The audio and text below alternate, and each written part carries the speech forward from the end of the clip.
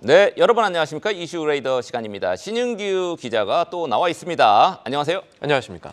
네, 오늘 이슈 두 가지 이렇게 네모 보시면 두 가지 있습니다. 첫 번째 이슈, 이마트가 연간으로 첫 적자를 기록을 했습니다. 쿠팡에 좀 밀린 것 같기도 하고 많이 밀리고 있죠 요즘에. 맞습니다. 예, 적자 왜 기록을 했습니까? 이마트 매출 실적부터 살펴보겠습니다. 지난해 매출 29조 4,722억 원 했고요. 영업 손실 469억 원 기록을 했습니다. 이렇게 손실이 많이 나면요, 이게 사상 첫 연간 기준으로 영업 적자를 기록한 것이거든요. 이 공시를 냅니다. 이 대규모 법인 같은 경우는 15% 정도 이제 출렁거리면 왜 그러냐 설명을 해주는데 공시 보니까 신세계 건설 등 종속 회사의 손익악화로 연결 영업이익이 적자 전환했다라고 했습니다. 이것만 보면 이게 부동산 PF 때문에 그런 거 보구나, 그것 때문에 이마트가 어렵구나 이렇게만 생각할 수가 있는데 조금 더 들여다 보니까요, 이마트도 실적 안 좋았습니다. 오히려 이마트 경영 부진을 관계사 문제로 약간 덮어보는 그런 느낌도 있었고요. 공시만 보면은 이마트 세부 실적을 알 수가 없어서 저희가 좀 준비를 해봤습니다. 이마트 회사가 어떤 성적을 거뒀는지 한번 보면요. 별도 기준으로 보면은 이마트의 2023년 영업이익이 1,880억 원입니다. 2022년 영업이익 2,589억 원과 비교해도 줄었고요. 영업이익률 자체도 1.1% 기록했거든요. 지지난해에는 1.5%였으니까 0.4%포인트 하락을 한 겁니다. 그러니까 매출의 본질인 이마트, 이 할인점 판매도 좋다고 말할 수가 없었죠. 이마트 실적 자체가 우리가 알고 있는 할인점 이마트랑 그리고 이마트 트레이더스, 노브랜드 이런 걸로 구성이 되는데 할인점 부문 매출이 4분기에 전년비 3.8% 줄었고요.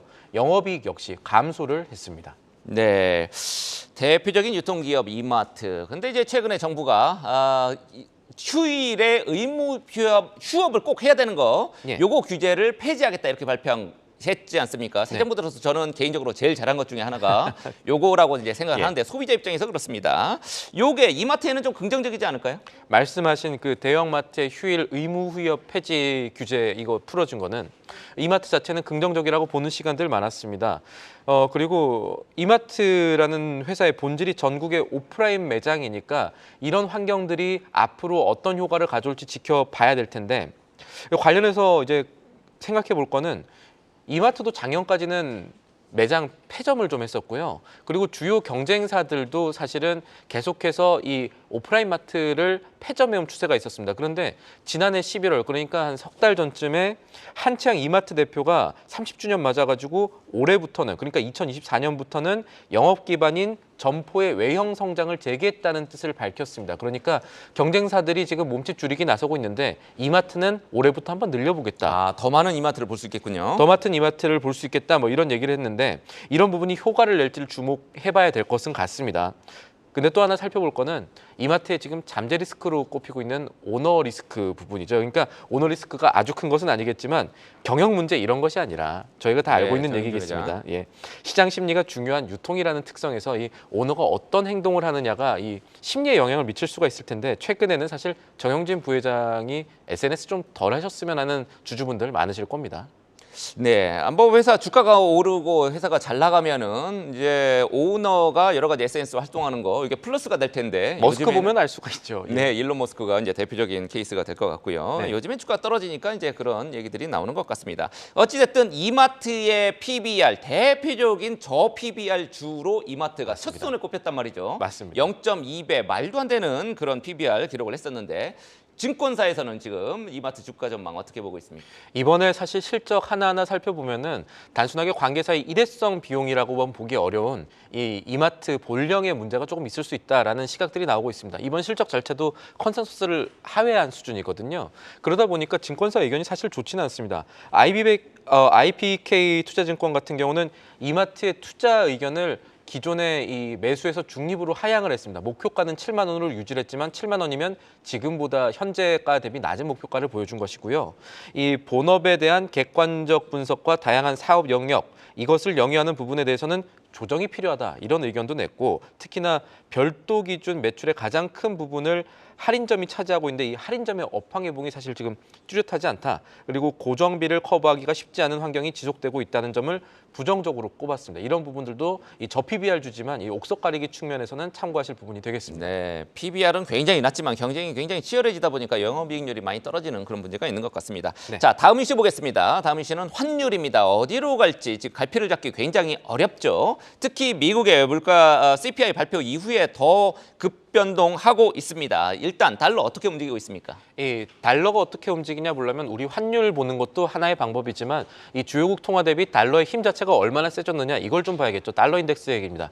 달러 인덱스가 1월 2일 그러니까 연초에는 102 정도로 시작을 했거든요.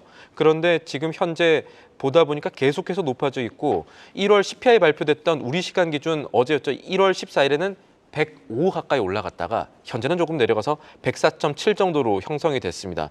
이 CPI 데이터 이후로 미국의 금리 인하 예상 자체가 좀 달라졌거든요. 이 미국의 시카고 기금금리 선물시장 데이터 보면은 금리 인하폭 전망 자체가 내려간 걸 좀 주목하셔야 될 것 같습니다. 그러니까 금리 인하 시점이 늦어지는 것 자체가 아니라 시장에서는 아마 금리 인하를 3-4번 할 줄 알았는데 3번 정도 할 것 같다. 뭐 이렇게 금리 인하를 내놓을 카드 하나가 줄어들었다. 이런 게 조금 더 이번에 CPI가 갖고 온 달러 강세와 관련해서 짐작해 볼 수 있는 부분이겠습니다. 네, 대표적인 뭐 안전자산으로 꼽히죠 달러가. 그래서 이제 달러의 매수세가 몰린다라는 거는 안전자산으로 자금이 좀 들어간다 이런 의미로도 볼 수 있을 것 같은데 대표적인 위험자산으로 꼽히는 비트코인 지금 계속 또 다시 뛰고 있단 말이죠. 미국 시장의 심리가 좀 신기합니다. 세계 시장의 심리가 좀 신기한데 비트코인 시청이 오늘 기준으로 1조 달러를 돌파했습니다. 현재 보면은 비트코인 가격이 코인당 5만 1,600달러 지금 넘어서 움직이고 있는 모습 보이고요. 관련해서 이 미국의 거래소 코인 거래소죠. 코인 거래소인 코인베이스가 14% 넘게 오르는 모습 보여줬는데 이대로라면 국내에도 투자 아이디어가 하나 생기겠죠. 이 코인 관련주들 오늘 어떻게 될지 한번 주목해 보시는 투자자분들 계실 겁니다. 뭐 우리기술투자라든지 하나투자증권이라든지 이런 것들에 대한 그렇죠. 얘기인데 이 미국 증시도 하루 만에 반등을 했거든요. 어제 물론 많이 떨어져서 이제 기술적 반등이라고 보시는 분들도 있겠습니다만 전반적으로 저희가 살펴봐야 될 거는 고금리 지속 가능성 속에서도 시장 탐욕 심리가 좀 증가하는 모습입니다. CNN 공포와 탐욕 지수 보면은 탐욕 지수가 전날보다 5포인트 정도 올랐습니다. 네, 저는 요즘 저 환율 특히 엔화 환율 보면 되게 지금 150 굉장히 엔선, 웃기게 지금 막 움직이고 있습니다. 사람들 사실 100엔당 뭐 900원을 넘을 때 엔화가 이제 더 이상 약세로 가지 않을 거다 이렇게 이제 봤었는데 오히려 880원대까지 지금 많이 하락했단 말이죠. 원달러 환율 우리 입장에서는 더 중요하겠죠. 원달러 환율 시장에서는 어떻게 보고 있습니까? 짧게만 설명드리면요. 제 얘기가 아니라 이제 우리은행에서 전망한 거 오늘 나온 거 간단히 얘기해 드리면 당분간은 약세 전환 어렵다고 전환했습니다. 달러 약세 전환이 어렵다는 거는 환율이 더 높아질 수 있다는 얘기가 되겠죠. 현재 1,330원 중반대인 원달러 환율이 1,340원 단기 고점 통과할지가 주목되는데 통과할 것 같다고 봤고요. 그렇게 되면은 이 추가 상승을 염두에 둬야 된다면서 2차 저항선을 1,370원 선으로 제시를 했습니다. 네, 그렇군요. 당분간은 일단 뭐 당분간이란 단서가 있습니다.